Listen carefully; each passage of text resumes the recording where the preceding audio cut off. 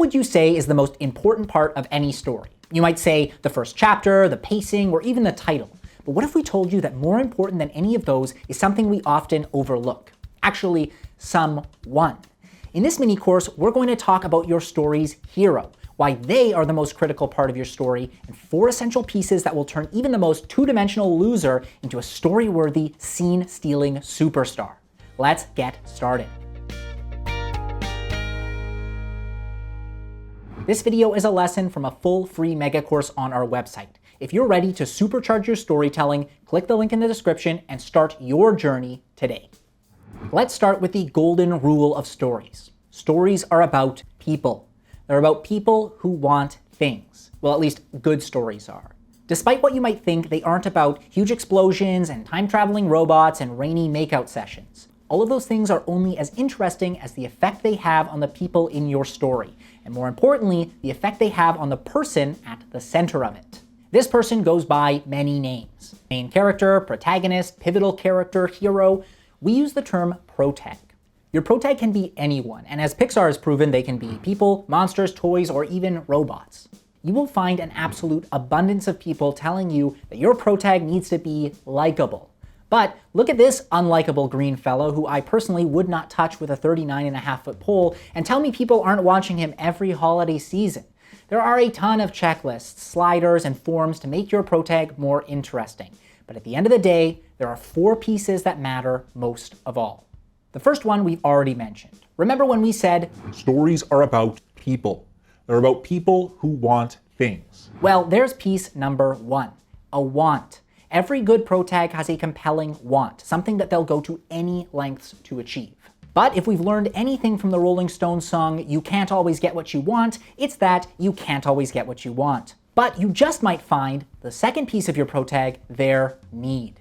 You've probably heard want and need talked about together before, and in story structure, they are like the fire and ice of your Protag. The want and need are the dyad that represent the external and the internal, and this is going to reflect so much else in story structure. And by the way, the need is a way of expressing the Protag's flaw, so if you're waiting for that term to come up, it'll be coupled with the need. The want is going to manifest itself as the third Protag piece, the goal. The goal is a clear physical representation of the want, and it's super important because it's the backbone of your story. It's the thing your Protag is going to spend the story going after because the goal is going to get them their want. For example, if the want is glory, the goal might be to win a gold medal at the Olympics. And finally, just like how the goal is secondary to the want, the fourth piece is secondary to the need, and it's what we call the epiphany. Your Protag, just like most of us, might know what they want, but probably doesn't know what they need. The epiphany is going to be the slap across the face that makes them realize, wait a minute, I've been looking at this whole thing the wrong way. And it'll be the key in helping the Protag overcome their flaw, get what they need, and maybe even get what they want. And most stories can be broken down into just these 4 pieces: want, need, goal, epiphany. Check this out. Your Protag has a want, but they don't know how to get it. Until one day, an opportunity presents itself and gives your Protag a goal.